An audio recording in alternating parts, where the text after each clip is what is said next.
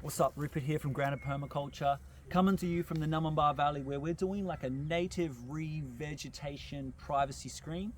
And I want to share with you the 3 Ps when it comes to having a successful planting. Right? We're specifically talking about bush regen in this context, but it can apply to any kind of planting. 3 Ps. First P is planning, right? Make sure you're working with the seasons and the elements. Don't try and force it to happen, right? Proper planning.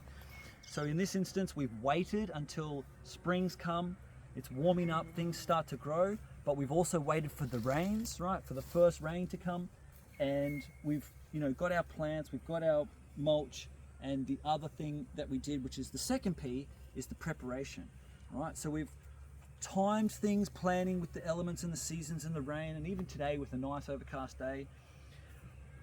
And then the prep, right? So the soil prep, we've basically had an excavator come through and really rip up that soil with its tooth, and then that's basically mashing up all the organic matter, mixing up the topsoil, aerating the soil.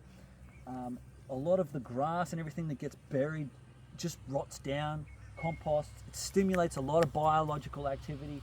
Really fantastic, especially for when we're coming through and planting trees. The roots don't have to work as hard to spread, right?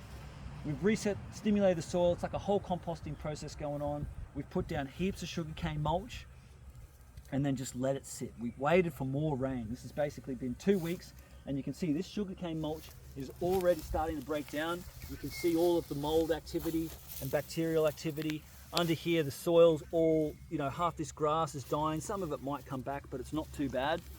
Right, so this is the preparation that we've had to do to come in here today and make it really easy for the third step, which is the plants and the planting.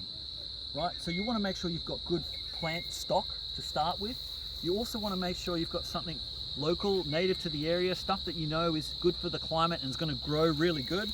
We've got a mix of endemic species here from Wallam in South Brizzy. Right, plant and then planting. So we've got good stock, and now the planting action, right?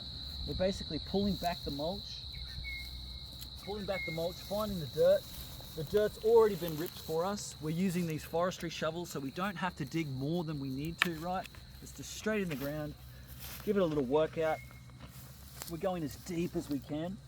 Some of these holes are quite deep. We've got lots of mulch stacked up, and it's great for these trees because we're going to put these in and we're not even going to water them in because we've got our 3 Ps happening on. We've planned it well, we've done the preparation, and we're planting it with good techniques, good plants, and all the things. So this one's nice and deep. You can throw it in, and you can see, you can see how deep that is in the ground.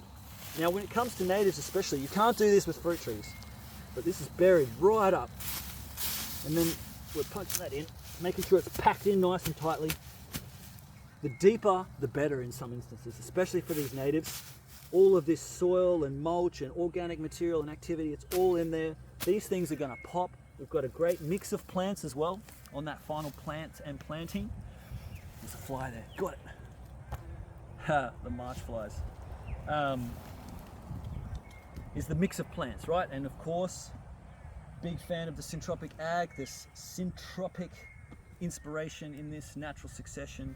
Lots of emergent, fast-growing pioneers mixed in. Anyway, that's it. That's the 3 Ps to make sure you got natural success with your next planting project. Drop a comment, like, subscribe. Let me know in the comments what you think. Is this the way to do it, or you got a better way? Peace.